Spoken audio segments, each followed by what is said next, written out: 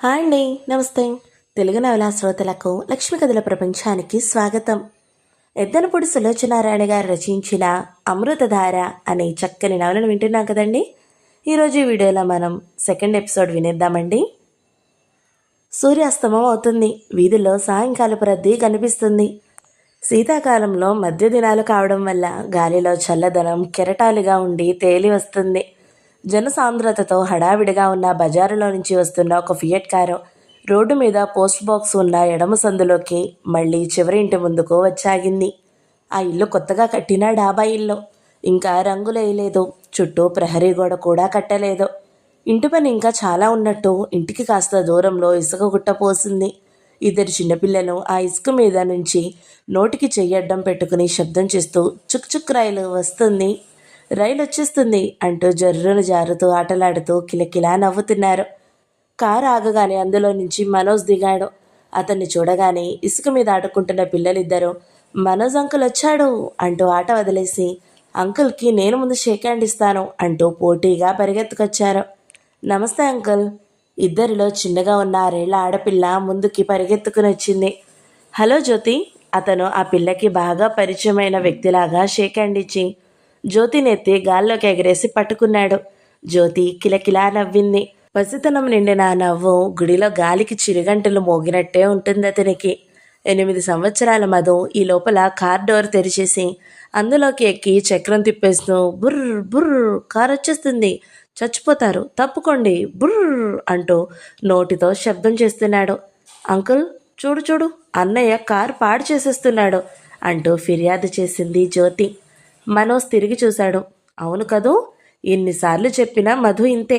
ఉండు వాడు పని చెబుదాం అంటూ మను వచ్చి జ్యోతిని అలా కుడి చేత్తో ఎత్తుకునే ఎడం చేత్తో మధు నడుం చుట్టూ చేయేసి కారులో నుంచి యువతలికి లాగి మేకపిల్లని మోసుకొచ్చినట్లు తీసుకొచ్చి సుగ్గుట్ట మీద కోలేశాడు. జ్యోతిని దింపి ప్యాంట్ జేబులో నుంచి చాక్లెట్ తీసిస్తూ, జ్యోతి నువ్వు మంచి పిల్లవి, అల్లరి చేయవు, అందుకే నీకు తెచ్చాను, మధుకి తేలేదు అన్నాడు. జ్యోతి గర్వంగా అన్నవైపు చూసి తినసాగింది. మధు ఏడుపు ముఖం పెట్టాడు. వెంటనే మనోజ్ చెయ్యి పట్టుకుని వేలాడుతూ, ఇంకెప్పుడు చెయ్యనంకుల్, కారు అస్సలు ముట్టుకోను, ప్రామిస్ అంటూ తల మీద చేయి పెట్టుకున్నాడు. మనోజ్ మధు నెత్తి మీద ఒకటేశాడు. వెధవ, ప్రామిసులు తొందరగా చేస్తావు కానీ నిలబెట్టుకోవు, తీసుకో అంటూ జేబులో నుంచి మరొకటి తీసిస్తాం. నాన్న ఆఫీస్ నుంచి వచ్చాడా అని అడిగాడు. లేదు అన్నాడు మధు. అమ్మేం చేస్తుంది? లేదు, కూరలకి మార్కెట్కి వెళ్ళింది. మరే అంకుల్, అమ్మ నీ కోసం బాదం హల్వా చేసింది, ఎంత బాగుందో, నోరు ఊరుతున్నట్లుగా చెప్పింది జ్యోతి.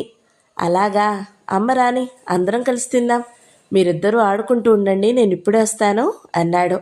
మనోజ్ జ్యోతిని ఎత్తుకోవడంతో షర్టుకి అంటిన ఇసుకని మునివేళ్లతో దులుపుకుంటూ ఎదురుగా కొత్తగా కట్టి రంగులు వేయిన ఆ ఇంటి వైపు వెళ్ళాడు. అతని నడక చురుగ్గా సునాయాసంగా ఉంది. అతను ఆ ఇంటి వరండాలో అడుగుపెట్టాడు. ఆ ఇంటి వీధి గుమ్మమే కాదు, కిటికీ తలుపులు కూడా మూసున్నాయి. మనోజ్ మూసి ఉన్న ఇంటి తలుపుల వైపు ఒక క్షణం తటపటాయింపుగా చూశాడు. తర్వాత మనసులో సంకోచం పక్కకు నెట్టి కాలింగ్ బెల్ స్విచ్ నొక్కాడు. అది అతని ఆగమనం తెలియజేస్తున్నట్టు లోపల బజ్మని మోగి ధ్వని వినిపిస్తూనే ఉంది. అతను ఆశించినట్టు వెంటనే తలుపులు తెరుచుకోలేదు. మళ్ళీ కాలింగ్ బెల్ నొక్కాడు. ఈసారి కాలింగ్ బెల్ ధ్వని అతని అసహనాన్ని, చిరాకుని మోసుకుని వస్తూ వినిపిస్తున్నట్టుగా గట్టిగా వినపడింది. ఒక్క నిమిషం నిశ్శబ్దం. అతని కనుబొమ్మలు చిరాకుతో ముడుచుకుంది. టైం చూసుకున్నాడో, తను ముందుగా రాలేదే, సరిగ్గా వస్తానని చెప్పిన టైంకే వచ్చాడో. చెయ్యి మళ్ళీ కాలింగ్ బెల్ మీదకి వెళ్ళింది. ఈసారి గట్టిగా నొక్కాడు. లోపల కాలింగ్ బెల్ మూత చేస్తున్న గోల అతనికి వినిపిస్తూనే ఉంది. మూత పూర్తిగానే లేదు. ఇంతలో 2 తలుపులు ఒక్కసారిగా తెరుచుకున్నాయి. ఒక్కటి తగిలించినా గుమ్మంలో ప్రత్యక్షమయ్యి చెయ్యి ఎత్తి మీదకి రాబోయిన అమ్మాయి అర్ధోక్తిలా ఆగిపోయింది. ఆశించని ఆతిథ్యానికి అతను నిఠారుగా అయ్యాడు. ముఖం ఎరుపెక్కింది. దవడ ఎముక బిగిసింది. గుమ్మం బయట అపరిచితుడైన యువకుడిని చూడగానే ఆ అమ్మాయి తెల్లబోయినట్టు వెనక్కి తగ్గింది. ఇద్దరూ ఒకరిని ఒకరు నోటమాట రానట్టుగా నిశితంగా చూసుకున్నారు. ముందుగా ఆ అమ్మాయే తెప్పిరెళ్ళింది. సారీ, పిల్లలు అనుకున్నాను. ఉదయం నుంచి కాలింగ్ బెల్ మోగించడం వాళ్ళకి ఆట అయిపోయింది. ఆ అమ్మాయి పెదవులు అస్పష్టంగా పలికాయి. అతను ఆ అమ్మాయినే చూస్తున్నాడు. చూస్తున్న కొద్దీ అతని కనుబొమ్మల మధ్య ముడి విడిపోయింది. ఆగ్రహం కరిగిపోయింది. నిండు పౌర్ణమి లాంటి ఆ అమ్మాయి ముఖంలో ఏదో అనిర్వచనీయమైన ఆకర్షణ, భాష కందని సౌకుమార్యం, ముఖ్యంగా కళ్ళు. వాటి చూపు సోకితేనే చాలు చెడును కూడా విరిచేసి మంచిగా మార్చగల స్వచ్ఛత. ఈ సృష్టిలో ఆడపిల్ల చిరునవ్వు ఉన్నంత మనోహరంగా మరింకేదీ లేదు అన్నట్టు ఆ పెదవుల మీద చిరహాసపు లాస్యం. తలదువ్వుకుంటూ వచ్చినట్టుంది. నుదుటి మీద నుంచి వెనక్కి దువ్వెన పెట్టుకున్న జుట్టు విడవడి భుజాలకి ఇరువైపులా కనిపిస్తుంది. అతను ఒక్క నిమిషం కాలింగ్ బెల్ నొక్కగానే తలుపులు తీయలేదన్న చిరాకు మరిచిపోయాడు. ఇక్కడకు బలవంతంగా రావటంలో గల అయిష్టత మాయమైపోయింది. నిజమైన అందం, ఆత్మకి ఎంతో ఆనందం అన్నట్టున్న ఆమె ముఖం మీద నుంచి చూపులు మరల్చుకోలేకపోయాడతను. అతని మనసు అతని వశం తప్పినట్టుగా, విభ్రాంతితో కూడిన వివసత్వం పొందుతున్నట్లుగా ఉంది. ఇలాంటి అనుభవం అతనికి ఇదే ప్రథమం. మీరు అస్పష్టంగా అందా అమ్మాయి. అతను ఉలికిపాటుగా ఈ ప్రపంచంలోకి వచ్చినట్టుగా అయ్యాడు. అతను క్షణం కింద తన ప్రమేయం లేకుండా పొందిన ఆనందాన్ని అట్టడుగు పొరల్లోకి తోసివేయడానికి కొద్ది సెకండ్లు పట్టింది. శివ ఎక్కడా అడిగాడు. ఇంట్లో లేడు, పని మీద వెళ్ళాడు అంది. అతను ఇంట్లోకి రాలేదు, వెళ్ళిపోనో లేదు. ఆ అమ్మాయి అతని వైపు ప్రశ్నార్థకంగా చూస్తుంది. ఏమైనా చెప్పాలా అడిగింది. ఆ కంఠస్వరంలో గులాబీ రేకుల్లాంటి మెత్తటి మర్యాద. అతను అవును అన్నట్లు తల ఊపుతూ, రేపు పెళ్లి గురించి పురోహితుడు. ఆ మాట వినగానే ఆ అమ్మాయి కళ్ళు ఆనందాశ్చర్యాలతో పెద్దవైనాయి. వెంటనే చూపుడు వేలతో అతని వైపు చూపిస్తూ సందేహంగా, మీరు మనోజ్ కదూ అంది. అతను అవును అన్నట్లు తల ఊపాడు. ఆ అమ్మాయి కళ్ళు క్షణంసేపు ఆ మూర్తిని ఆసక్తిగా చూశాయి. వాటిలో ఆనందం, అద్భుతం ఏకమైన భావన. ఆ అమ్మాయి వెంటనే చేతులు జోడించి నమస్కరించింది. నమస్తే, నేను అమూల్యని. రండి లోపలికి, శివ వచ్చేస్తారు. అసలు మీ వచ్చే లోపలే వచ్చేస్తానన్నాడు. రండి కూర్చోండి అంది తలుపుకి నిలబడి దారి చూపిస్తూ. అతను లోపలికి రాలేదు. నేను మళ్ళీ వస్తాను అన్నాడు. ఆ అమ్మాయి కళ్ళల్లో కంగారు కనిపించింది. నోనో, అమ్మో, మీరు వెళ్ళిపోతే శివ నన్ను చంపేస్తాడు. అసలే రేపు పెళ్ళి కదా, చాలా కంగారులో ఉన్నాడు పాపం అంటూనే పక్కున నవ్వింది. ముత్యాలాంటి పలువరుస, కళ్ళల్లో రత్నాల్లాంటి కాంతి. రండి కూర్చోండి అంది. ఆ అమ్మాయి మాటల్లో అర్థింపు లేకపోయినా ఆ చెప్పే తీరులో సౌశీల్యత అతనిలో నిర్మోహమాటానికి పగ్గం వేసింది. అతను వెళ్ళలేకపోయాడు. సరే, నేను వెయిట్ చేస్తాను అంటూనే అతను పక్కకు తిరిగి వరండాలో నుంచి కుడివైపుకి ఉన్న మెట్లెక్కి చకచక బైడాబా మీదకి వెళ్ళిపోయాడు. ఆ అమ్మాయి ఒక్క నిమిషం ఆలోచనగా అక్కడే నిలబడిపోయింది. తర్వాత లోపలికి వెళ్ళిపోయింది. డాబాపైకి వచ్చిన మనోజ్ ఒక్కసారి గట్టిగా గాలి పీల్చుకుని పిట్టగోడపై మోచేయానించి నిలబడ్డాడు. చల్లటి గాలి అలలుగా వచ్చి అతని ముఖాన్ని తగులుతో అతని మెడలో ఉన్న టైతో దోబూచలాట ఆడడానికి ప్రయత్నిస్తుంది. ఈ అమ్మాయి పేరు అమూల్య. శివ దగ్గర నుంచి 10 రోజుల క్రిందట తన కంపెనీ డైరెక్టర్స్ బోర్డు మీటింగ్లో ఉండగా బెంగళూరు నుంచి ఫోన్ వచ్చింది. Manager phone తెచ్చిచ్చాడు. శివ చేశాడు. శివ ఫోన్ చేస్తే మనోజ్ ఏ పనైనా సరే పక్కకు పెట్టి పలుకుతాడు. ఏమిటి అన్నాడు తను. నేను వారం రోజుల్లో పెళ్లి చేసుకోబోతున్నాను. లవ్ మ్యారేజ్, గుళ్ళో పెళ్ళి, అర్జెంట్. ఏర్పాట్లు నువ్వే చేయాలి. డబ్బు చాలా అవసరం. నేను మీటింగ్లో ఉన్నాను, తర్వాత మాట్లాడతాను అన్నాను. తను ఇంకేం లేదు, నేను వచ్చే ముందు మళ్ళీ టెలిగ్రామ్ ఇస్తాను. I need you very much, bye Manu. Phone పెట్టేశాడు. వాడి సమాచారం ఎప్పుడూ ఇలాగే ఉంటుంది. ఎప్పుడూ టెలిగ్రామ్స్ ద్వారానో ఫోన్స్ ద్వారానో సంభాషణ.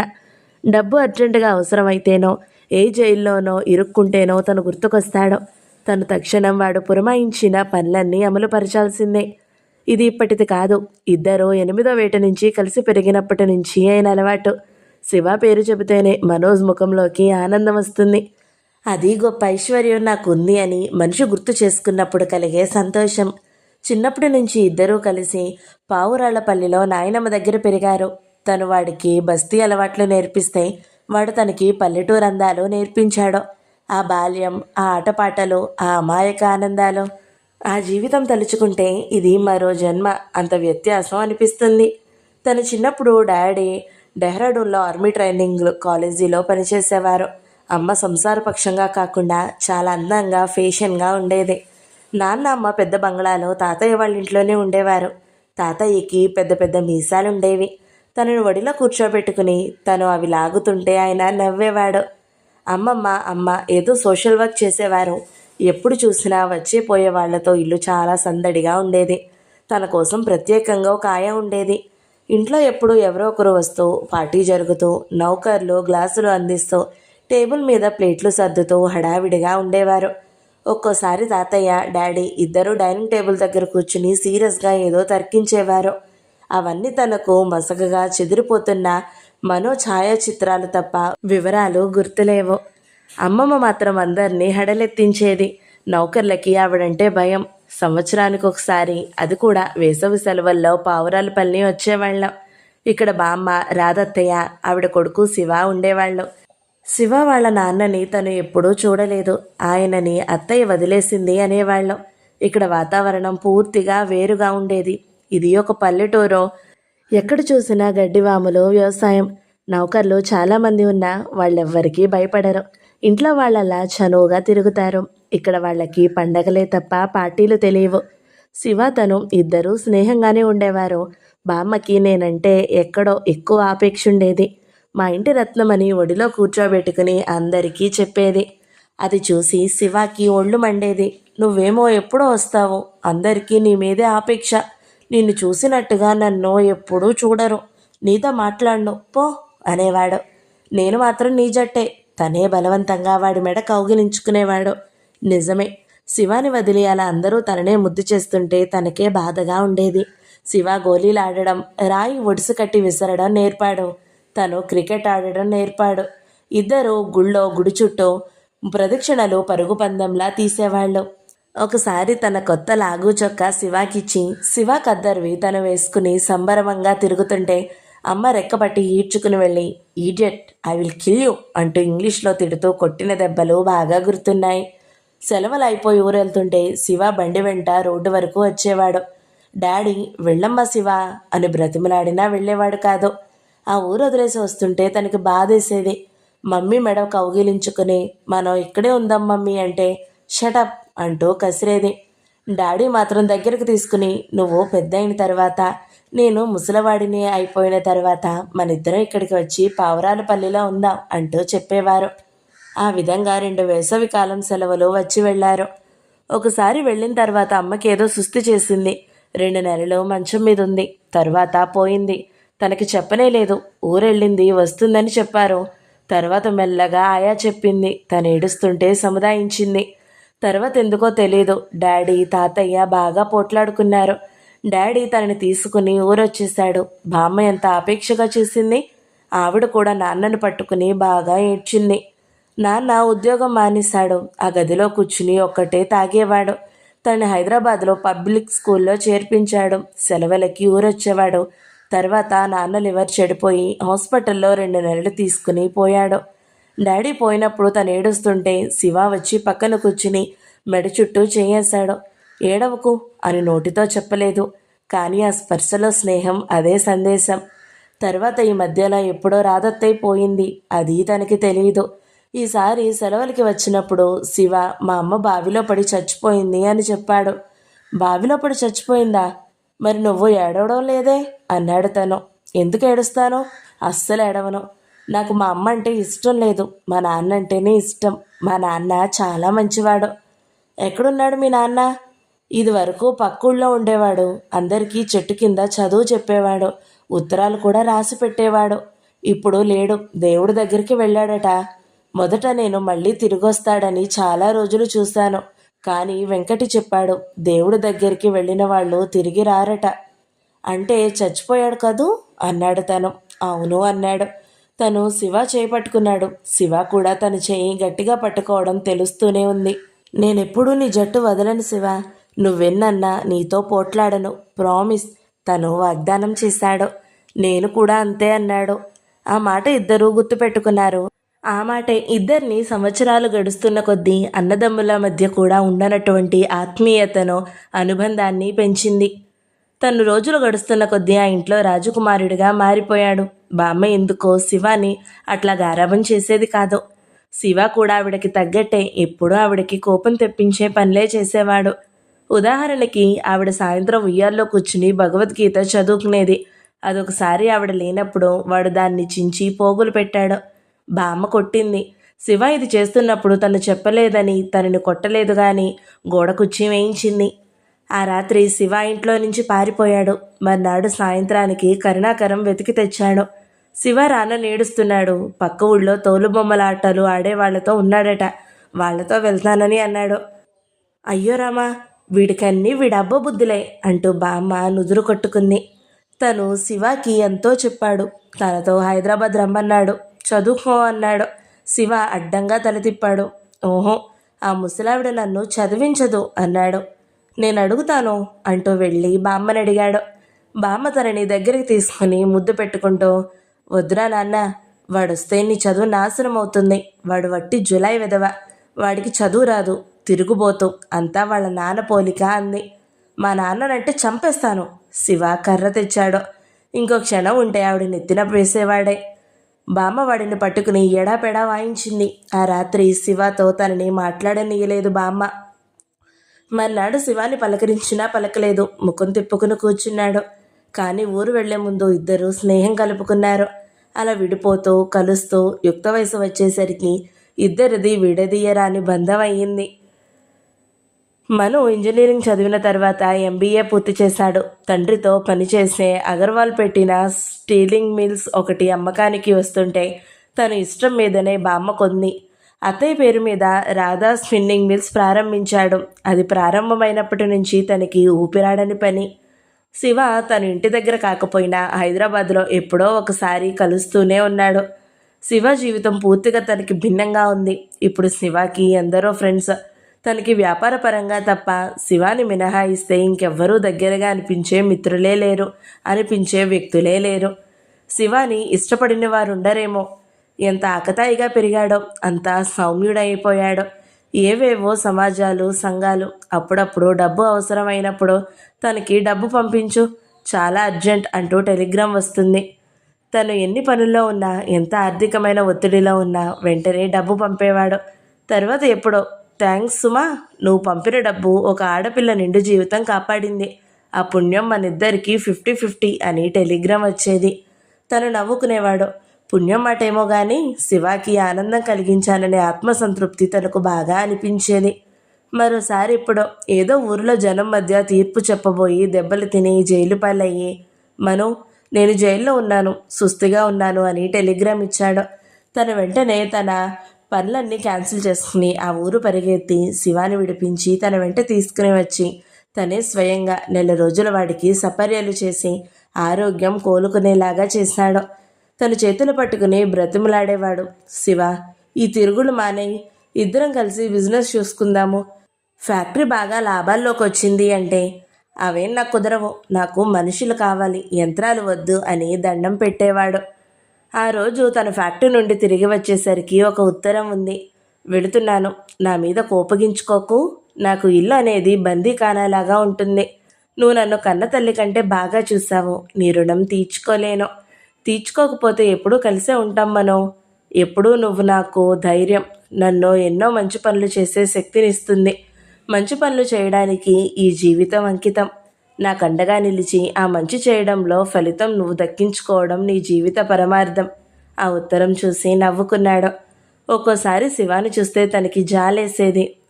వాడు అందరి పిల్లల్లాగా అపురూపమైన బాల్యం పొందలేదు. చిన్నప్పుడే తల్లిదండ్రి పోయారు. అచ్చుగుద్దినట్లుగా తండ్రి పోలికని బామ్మకి చిరాకుగా ఉండేది వీడంటే. వీడికి గుణంలో కానీ రూపంలో కానీ నా కూతురి పోలికే రాలేదు. చూస్తే ఆ దేవ్యమే గుర్తొస్తున్నాడు నాకు అంటూ అసహ్యించుకునేది బామ్మ. ఆ తర్వాత శివ పసిమనసుని బాగా గాయపరిచి బాధ పెట్టిన సందర్భాలు తనకి తెలుసు. బామ్మ శివాని తన ఇంట్లో పెంచాల్సి వచ్చినందుకు చాలా రుసరుసలాడేదట. కూతురే నాకు కాకుండా పోయినప్పుడు ఈ వెధవగోల నాకెందుకు? ఆ బంధువుల్లో పెద్ద అయిన ప్రసాదరావు గారు నచ్చజెప్పడంతో రాజీ పడిందట. తరువాత పెరిగి పెద్ద ఈ ఇంటి వ్యవహారాలు తన చేతికి వస్తున్న కొద్దీ శివకి జరిగిన అన్యాయం తనకి అర్థం కాసాగింది. రాధత్తయ్య బామ్మకిష్టం లేని రమణ మాస్టారు పేదవాడు అని చూడకుండా పెళ్లి చేసుకుని ఇంట్లో నుంచి వెళ్ళిపోయింది. శివ పుట్టాడు. మావయ్యకి స్థిరమైన ఉద్యోగం లేకపోయినా ఏ ట్యూషన్లో చెప్పి షాప్లోనో పనిచేసి డబ్బు తెచ్చేవాడట. సంసారానికి లోటేం లేదు. ఇద్దరూ సంతోషంగానే ఉన్నారు. బామ్మకి తన కూతురు మామూలు జీవితం గడపడం బాధగా ఉందని మావయ్యని అవమానించడానికి వెనకాడేది కాదు. మావయ్య హఠాత్తుగా ఏటో వెళ్ళిపోయాడు. రాధత్తయ్య బామ్మ దగ్గరికొచ్చింది. ముమ్మూర్తుల తండ్రి పోలిక పుణికి పుచ్చుకున్న శివని చూస్తే బామ్మకి అరికాలి మంట తలకెక్కేది. పాపిష్టివాడిని కనకపోతే నీకు నేను రెండో పెళ్లి చేసేదాన్ని అనేది. ఎంతో భోగభాగ్యాలతో తొలతూగాల్సిన తన కూతురి జీవితం ఆ రమణ మావయ్య మూలంగా ఇలాగా తెగిన గాలిపటంలాగా కూలి అధ్వానం అయిపోయిందని ఆ వేదన. శివని హాస్టల్లో దూరంగా ఉంచడానికి చూసింది. కానీ అత్తయ్య ఒప్పుకోలేదు. శివని గుండెలకి ఎదుముకుని వీడు లేకపోతే నేను బ్రతకలేనమ్మా అంటూ ఏడ్చేసిందట. ఈ ఘర్షణలో నలిగిన అత్తయ్య మానసికంగా తట్టుకోలేక ఆత్మహత్య చేసుకుందట. ఒక విధంగా తనకి కూడా చిన్నప్పుడే తల్లి తండ్రి పోయారు. కానీ బామ్మ తనని చీదరించలేదు. తనే తల్లి తండ్రి అయ్యి అమ్మా నాన్న లేని లోటు తెలియనీయకుండా పెంచి పెద్ద చేసింది. ఆవిడకి శివకి క్షణం పడేది కాదు. శివ ప్రవర్తన ఆవిడకి నచ్చేది కాదు. ఆవిడ పెత్తనం చిన్నప్పుడే ఎదిరించేవాడు శివ. రాధత్తయ్య పేరిట పొలం ఉంది. ఇంట్లో కింద భాగం నాన్న పేరిట, మేడ మీద భాగం రాధత్తయ్యకి తాతయ్య ఉన్నప్పుడే విల్లు రాశారు. కానీ ఆస్తి పిల్లలకి చెందుతుంది తప్ప వారు అమ్ముకోవడానికి వీల్లేదు. బామ్మే తాతయ్య ఎంతో స్వయంగా ఇలా రాయించిందట. నా కూతురు ఇలా ఓ త్రాష్ట్రుడికి కొడుకును కంటుందని నేను అనుకోలేదు అని వాపోయేదావిడ. ఆ విల్లు సంగతి బామ్మ ఎవ్వరికీ చెప్పలేదు. శివ చదువు సంధ్యల పట్ల ఆవిడ శ్రద్ధ వహించిన శివకి ధ్యాస లేకపోవడంతో అది సాగలేదు. శివకి చిన్నప్పటి నుంచి ఒకరి కోసం ఆలోచించకుండా తనకి తోచినట్టుగా చేసి ఊరుకోవడం అలవాటైపోయింది. తను ప్రారంభించిన రాధా స్పిన్నింగ్ మిల్స్ త్వరలోనే లాభాలు సంపాదించడం ప్రారంభించింది. బామ్మకి తనని చూస్తే ఎంత గర్వం. మా మనోదంతా మా వారి వ్యవహార దక్షత అంటూ చెప్పుకుని మురిసిపోయేది. తను మాత్రం శివాకి జరిగిన అన్యాయం తెలిసినప్పటి నుంచి వ్యాపారంలో నష్టంతో సంబంధం లేకుండా లాభాలలో వచ్చిన మొత్తంలో సరిగ్గా శివాకి సగభాగం అందించడం ప్రారంభించాడు. ఇది బామ్మకి చెప్పలేదు. శివ పేరిట బ్యాంక్ అకౌంట్ ఓపెన్ చేయించాడు. నాకెందుకు ఈ సంతా, నాకు నువ్వే ఒక బ్యాంకువి అన్నాడు. మాట్లాడుకుంటే ఫారాల మీద సంతకం పెట్టు అన్నాడు తను. బినామీ అకౌంటా? కన్ను గీటాడు. షటప్ శివ. ఓకే శివ బుద్ధిమంతుడిలా చేశాడు. తర్వాత శివ పేరిట లక్షల్లో క్రమంగా ఫిక్స్డ్ డిపాజిట్లు ఏర్పడినాయి. ఒకరోజు శివ రాత్రి పొద్దుపోయిన తర్వాత వచ్చి కాలింగ్ బెల్ కొట్టాడు. తనే వెళ్ళి తీశాడు. ఒక 100 రూపాయలుంటే ఇవ్వు, అర్జెంటుగా కావాలి బయట నుంచి అడిగాడు. 100 కాదు 1000 ఇస్తాను, లోపలికి రా, భోజనం చేద్దు గాని, నువ్వు నాతో కలిసి తిని చాలా రోజులైందన్నాడు తను. ఓహో ఇప్పుడు కుదరదు, అర్జెంటుగా వెళ్ళాలి, అవతల బస్ స్టాండ్లో నుంచోబెట్టొచ్చాను ఒక అతన్ని నేను ఊరికి పంపాలి. శివ ప్లీజ్, భోజనం ఎంతసేపు చేస్తాం, 10 నిమిషాలు పట్టదు అన్నాడు తను. తన ముఖం చూసి ఏమనుకున్నాడో ఏమో చెప్పులు విడిచి సరే అంటూ లోపలికొచ్చాడు. టేబుల్ మీద వంట మనిషి సర్దిన భోజనం తనే 2 ప్లేటుల్లో వడ్డించాడు. నా కోసం ప్రత్యేకంగా ప్లేట్ వద్దు, ఎక్కువ ఆకలి లేదు, చెంచా ఇవ్వు, నీ ప్లేట్లో కాస్త తింటాను అన్నాడు. తను అలాగే చేశాడు. ఇద్దరు అన్నం తింటున్నారు. తన ఫ్యాక్టరీ గురించి చెప్పబోయాడు. శివ చెయ్యెత్తి వారించాడు. అబ్బా బోర్, నన్ను చంపకు, అవి చెవులుగానే ఉట్టి డబ్బు లెక్కల మనిషి అయిపోతున్నావు సుమా అన్నాడు. తన కాగితాలు తెచ్చి బ్యాలెన్స్ షీట్ చూపించాడు. శివ ఇదిగో, ఈ సంవత్సరం లాభాల్లో నీ భాగం. నా భాగమా? కాగితాలు చూడకుండానే తోసేసి శివ విరగబడి నవ్వాడు. నవ్వుతూనే, ఇదేమన్నా చిన్నప్పుడు చెరుగ్గడా, చిలకడ దుంప, లేక జామ్ పండా, 50-50 అంటూ నువ్వు నాకు పంచడానికి? నీ దానం చాలు గాని ఆపరా బాబు, కాగితాలు దాచుకోండి. శివ ఇది నిజంగానే నీకు రావాల్సిన డబ్బు. నేను వ్యాపారంలో నీ పేరిట 50% షేర్లు కొన్నానని చెప్పానా లేదా? చెప్పావులే. కొన్నది నువ్వు, కష్టపడింది నువ్వు, కాబట్టి లాభం కూడా. దయగా ధర్మం చేస్తే నువ్వు ఇచ్చినా తీసుకోవడానికి నాకు సిగ్గులేదనుకున్నావా? శివ కాళ్ళు చేతులు ఆడిస్తూ చూపించి, కష్టపడడానికి దేవుడు వీటిని నాకు బలంగానే ఇచ్చాడు.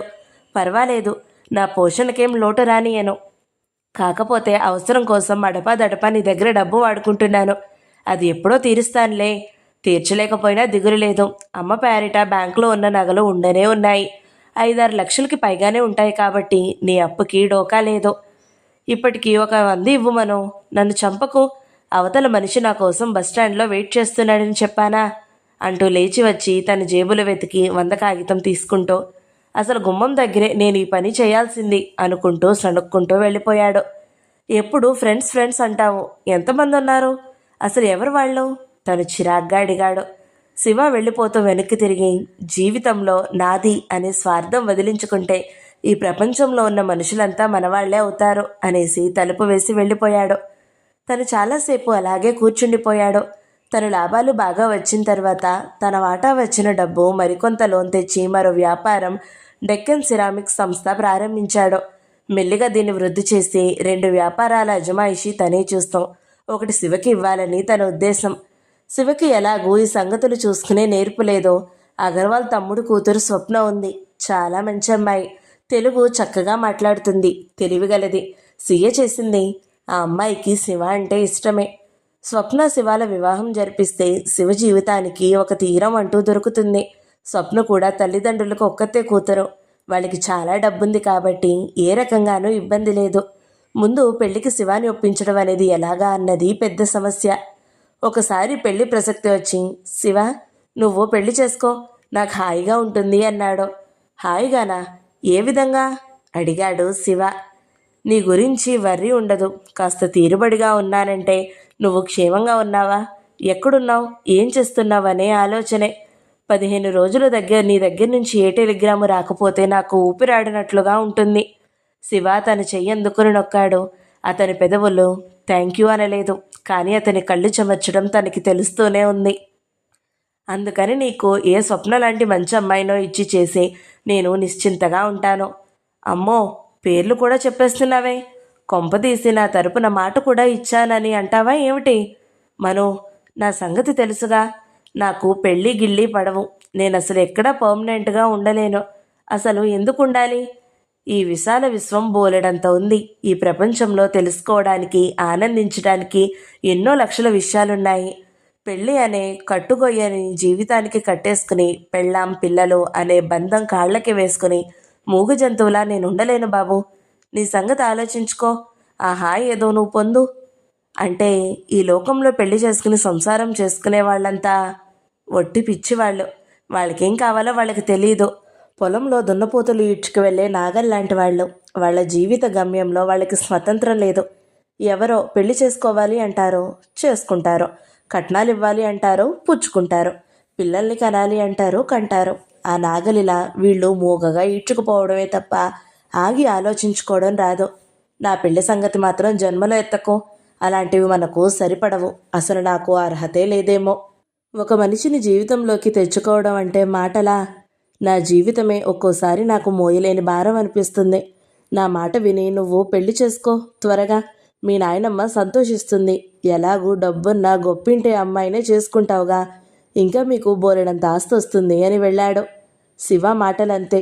ఒక్కొక్కసారి తనతో కాకుండా నాయనమ్మని వెటకారం చేస్తున్నట్టుంటాయి. శివ మాటలు ఆలోచించి తగ్గట్టే ఉన్నాయి. అతనికి పెళ్లి మీద ధ్యాస లేదు అని తెలిసింది. తను ఇక ఈ ఆలోచన మర్చిపోయాడు. శివ పెళ్లి చేసుకోబోతున్నానని ఆ రోజు ఫోన్ చేసినా తను సీరియస్గా తీసుకోలేదు. కానీ శివ 4 రోజుల క్రితం టెలిగ్రామ్ ఇచ్చాడు. నేను అమూల్య వస్తున్నాం, కార్ తీసుకుని స్టేషన్కి రా. మా కోసం ఒక ఫర్నిష్డ్ ఇల్లు చూడు, అర్జెంట్ శివ. ఆ టెలిగ్రామ్ చూడగానే తనకి మతిపోయింది. పెళ్ళంటే అంత విముఖత చూపిన శివ ఈ హఠాత్తు నిర్ణయం ఎలా తీసుకున్నాడో? ఏమిటి దీని వెనుక కదా? అసలు ఈ అమూల్య ఎవరు? తను అర్జెంటుగా వైజాగ్ వెళ్ళాలి. 3 రోజులకు కానీ రాడు. అందుకని ఆ రాత్రికి రాత్రి ఆదరాబాద్రాగా తన ఫ్రెండ్ మురళీ చెల్లెలు ఇల్లు ఖాళీగా ఉంది. ఆవిడ ఢిల్లీలో ఉన్న భర్త దగ్గరికి పిల్లలతో వెళ్ళిండట. 15 రోజుల వరకు రాదని తెలుసుకుని ఆ ఇంటి తాళం చెవులు తీసుకుని మేనేజర్కి ఇచ్చి శివాకి ఇమ్మన్నాడు.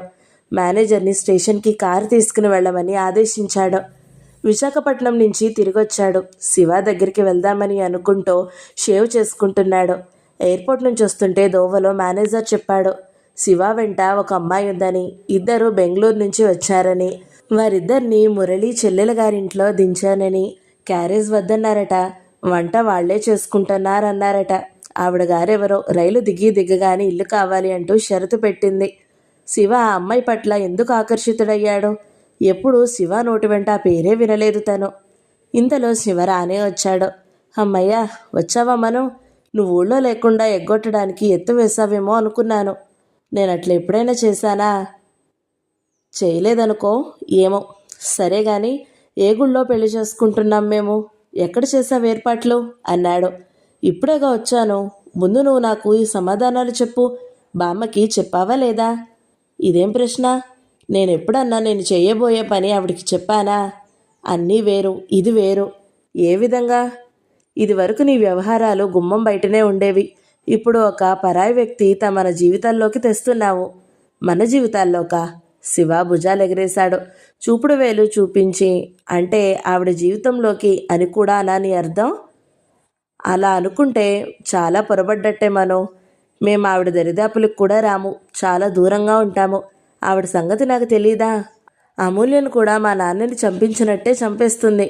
శివా, అరిచాడు తను. ఎందుకలా అరుస్తావు? నిజాలెప్పుడూ భరించరానివిగానే ఉంటాయి. నేనెప్పుడూ చెబుతూనే ఉన్నాను, మా నాన్న జీవితం ఆవిడ చాలా నరకం చేసింది. ఆవిడ ఎప్పుడో అనుభవించింది. మీ నాన్నని పోగొట్టుకుని ఆ శిక్ష చాలదు? నీకు పుణ్యం ఉంటుంది కాపు, తను అర్థించాడు. శివ చేతులు జోడించాడు. నీకు పుణ్యం ఉంటుంది మనో. పెళ్ళికి ఏర్పాట్లు చెయ్యి. నువ్వు అసలు పెళ్ళే చేసుకోనన్నావు. నాగలి దున్నపోతులు అంటూ ఏవో చెప్పావు. ఇప్పుడు కూడా అదే అంటాను. అసలు నా పరిస్థితి అదే అయ్యింది కూడా. మన చేతుల్లో ఏదీ లేదు మనో. మనమంతా విధి చేతిలో కీలు బొమ్మలం. అసలేం జరిగిందో చెప్పరాదు. నువ్వు ఎందుకింత అర్జెంటుగా పెళ్లి చేసుకోవాలనుకున్నావు? చెప్పాలనే ఉంది. నీకు కాకుండా ఎవరికి చెబుతాను? పెళ్ళైన తర్వాత అంతా చెబుతాను. ముందెందుకు చెప్పవు? నిలదీశాడు. నాకు నిజాయితీగా ధర్మంగా అనిపించినవి నీకు అనిపించవు. సిల్లీగా తోసిపారేస్తావేమో. ఇందులో ఇంకో వ్యక్తి జీవితం ముడిపడుంది. నేను ఆ వ్యక్తిని చాలా ఇష్టపడ్డాను. ఆమె కోసం ఏదైనా చేస్తాను. మను, ప్లీజ్ నన్ను ఇంకేమీ తర్కించకు. పెళ్ళనేది వ్యక్తి యొక్క స్వవిషయం. ఈ విషయంలో పూర్తిగా నా మీద నమ్మకం ఉంచి నా దారిన నన్ను వదిలేయి. అవసరంలో అడిగినప్పుడల్లా అండగా నిలుస్తూనే ఉన్నావు. ఇది చాలా పెద్ద అవసరము. నీ అండ లేకుండా నేను ఒంటరిగా ఈ పని చేయలేను. ఆ ముసలావిడికి ఎక్కడ తెలుస్తుందో, ఎక్కడ ఏ గోల జరుగుతుందోననే ఆతృత నాకు ఉంది. ఈ పెళ్ళి నిశ్శబ్దంగా జరిగిపోని. మనం ఆవిడికి తెలియజేయనని నాకు ప్రామిస్ చెయ్యి. శివ, ఇది ఎంత కష్టమైన పనో నీకు తెలుసా? బాగా తెలుసు.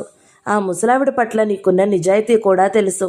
మను, ఆవిడ నన్ను చిన్నప్పుడే ఒంటరివాడిననే నరకంలో తోసింది. ఈ క్షణంలో నువ్వు నాకున్న ఒకే వ్యక్తి అనే నమ్మకం వమ్ము చేయకు. నేను చాలాసార్లు నిన్ను సాయం కోరాను కానీ అర్థించలేదు. ఇప్పుడు ఆ పని చేస్తున్నాను. చేతులు జోడించాడు. ఛీ, అదేం మాట శివ. తను ఆ చేతులు విడదీశాడు. శివ చప్పున భుజం మీద తల దాచుకున్నాడు. తను దుఃఖాన్ని నిగ్రహించుకోవడం తనకి తెలుస్తూనే ఉంది. నువ్వు అమూల్యను చూడడానికి ఎప్పుడొస్తావు? తనని నిలవరించుకుంటూ ప్రసక్తి మారుస్తూ ఉల్లాసంగా అడిగాడు శివ. నువ్వు వస్తూ ఎందుకు తీసుకొని రాలేదు? తీసుకొద్దామని అనుకున్నాను, కానీ ఆడపిల్ల, నువ్వే వచ్చి చూడడం మర్యాద అనుకున్నాను. తనకి లోపలే ఒళ్ళు మండింది. మర్యాద? పెళ్లి కాకుండా శివాతో ఉండడం ఔచిత్యమేనా? లోపల అనుకున్న పైకి ఏమీ అనలేదు. అమూల్యకి నీ గురించి అంతా చెప్పాను. ఏమిటి? కంగారు పడకు. అన్నీ అంటే అన్నీ కాదు, నాకెంత కావలసిన వాడివో అని. ఇంతకీ ఆ అమ్మాయి పూర్వపరాలు సరిగ్గా తెలుసుకున్నావా అని. అమూల్య అని పేరు చెబుతుంటే నువ్వు అమ్మాయి అమ్మాయి అంటావే. అలా పరాయిగా మాట్లాడకు మనో. నాకది నచ్చడం లేదు. మనో, అమూల్య నాకు బాగా తెలుసు. చాలా మంచి వ్యక్తి. తన మూలంగా మనిద్దరి స్నేహం మరింత పెరుగుతుందే తప్ప తరగదు. తను ముఖం తిప్పుకున్నాడు. ఆ అమ్మాయి ఎవరో గాని యుక్తిగా శివకి తనంటే చాలా ఇష్టం ఏర్పడేలా చేసినట్టుంది. వీడిక ఎవరు చెప్పినా వినేట్టు లేడు. పెళ్లి ఏర్పాట్లు కాకుండా మీకేం కావాలి? అడిగాడు తను. అమూల్యకి మంగళసూత్రం తాడుకొనాలి. దీనికి నిన్ను అప్పు పెట్టమని అడగను. ఒకటి బంగారుపుదే కొనివ్వు. నోరు మొయ్యి. మీకు నేను ఇల్లిస్తాను. వారం రోజుల్లో నువ్వు నీ సొంత ఇంట్లో కాపురం ఉంటావు. శివ చేతులెత్తి దండం పెట్టాడు మళ్ళీ. వద్దు, అలాంటివేం వద్దు. మేము అసలు ఇక్కడ ఉండం. పెళ్ళైన మరుక్షణం వెళ్ళిపోతాము. నేను అడిగింది ఇవి చాలు. చూడు, ఇప్పుడు నీ దగ్గరికి ఎందుకు వచ్చానో తెలుసా? నా దగ్గర బొత్తిగా డబ్బేం లేదు అంటూ లాల్చి ఖాళీ జేబులు తీసి చూపించాడు. తను తాళం చెవులు ఇచ్చాడు. బీరువాలో ఉంది, నీకు కావాల్సింది తీసుకో. నువ్వివ్వు అన్నాడు శివ. నేను పనిలో ఉన్నాను. పర్వాలేదులే, ఆ బీరువా మనిద్దరిది. అందులో ఉన్న డబ్బు కూడా మనిద్దరిదే. తీసుకో అన్నాడు. అవును మరి, శివ ఇప్పుడు ఒంటరివాడు కాదయ్యే. డబ్బు ఎంత అవసరమో ఏమిటో మరి. శివ వెళ్ళి అల్మారా తెరిచాడు.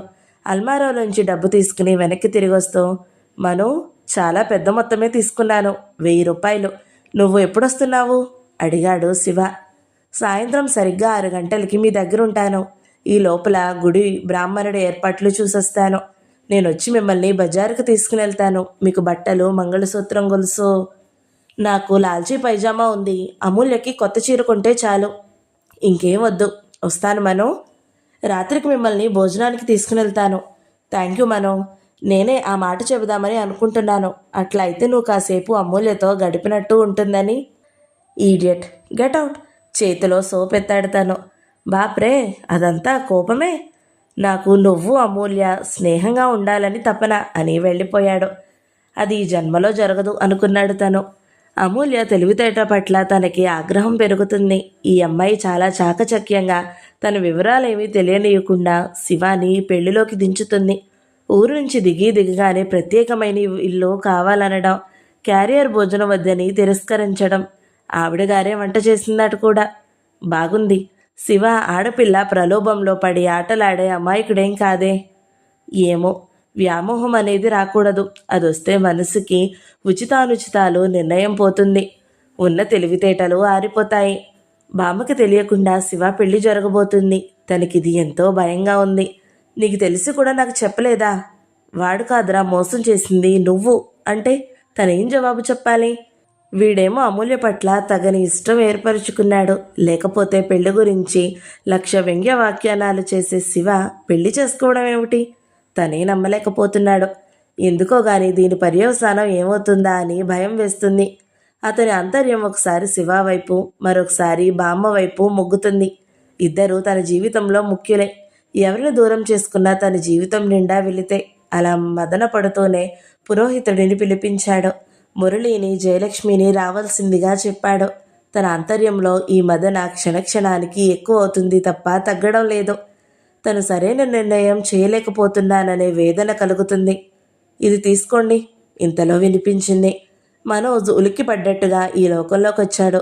ఎప్పుడూ మేడ మీదకి వచ్చిందో అమూల్య చేతిలో ట్రేలో షర్బత్ గ్లాస్ ఉంది. తీసుకోండి అంది. అతను షర్బత్ గ్లాస్ తీసుకుని పట్టుకున్నాడు తప్ప తాగలేదు. అమూల్య ట్రే పిట్టగోడ మీద పెట్టి నిలబడింది. తను వచ్చి చాలాసేపు అయింది. ఆలోచనలతో పరధ్యానంగా ఉండడంతో టైం ఎంతైంది గమనించనే లేదు. దూరంగా రోడ్ల మీద లైట్లు వెలుగుతున్నాయి. డాబా మీదకి పక్కింటి కొబ్బరాకుల మధ్య నుంచి ఆకాశంలో అప్పుడప్పుడే పైకి వస్తున్న పౌర్ణమి నాటి చంద్రబింబం కనిపిస్తుంది. శివ ఇంకా రాలేదు. ఏమైందో తెలియదు. మీరు కింద కూర్చున్నా బాగుండేది, ఇక్కడే నిలబడ్డారు అంది. ఆ మాట్లాడడంలో మొహమాటం కానీ విరుపు కానీ అస్సలు లేవు. మనోజ్కి ఏం సమాధానం ఇవ్వాలో తెలియలేదు. అమూల్య తడబాటు లేకుండా తన ముఖం వైపు విప్పారిన కళ్ళతో చూడడం అతనికి ఇబ్బందిగా ఉంది. శివ మీ గురించి చాలా చెప్పాడంది. అతను మౌనంగా ఉండిపోయాడు. శివ పరిచయం చేసిన ప్రతి వాళ్ళు చెప్పే మాటే ఇది. అమూల్య వెంటనే వెనుదిరిగి వెళ్ళిపోలేదు. అతను సంభాషణ చేయడం మాత్రం ఇష్టం లేనట్టు తల తిప్పి దూరంగా రోడ్డు మీద వచ్చి పోయే కార్లను గమనిస్తున్నాడు. ఆమె ఏదో చెప్పబోయి ఆగిపోయింది. అతని మౌనం కఠినమైన గోడలాగా ఉంది. చివరికి ధైర్యం తెచ్చుకుంటున్నట్లుగా అంది. మీ మేలు జన్మలో మర్చిపోలేను. అతను ఇటు తిరిగాడు. ఏదో అనాలని అనుకున్నాడు. కానీ హఠాత్తుగా ఏమైందో అతనికి పరుషవాక్కలే గుర్తుకు రావడం లేదు. పైపైకి వస్తున్న వెన్నెల్లో ఆమె అపురూపంగా ఉంది. ఆ ముఖంలో తన దృష్టి కల్మషం వెతకాలని తీవ్రంగా కృషి చేసి ఓడిపోయింది. ఇంత కళగల అమ్మాయిని తను ఇంతవరకు చూడనే లేదు. అమృతధార 2వ భాగం సమాప్తం. ఈ వీడియో మీకు నచ్చినట్లయితే లైక్ చేయండి, షేర్ చేయండి, మంచి కమెంట్ పెట్టండి. ఎవరైనా మొదటిసారి మన ఛానల్ని చూస్తున్నట్లయితే సబ్స్క్రైబ్ చేసుకోండి. Thank you so much for watching. మరొక ఎపిసోడ్తో మీ ముందుకు వస్తాను. అంతవరకు సెలవు మరి. నమస్తే.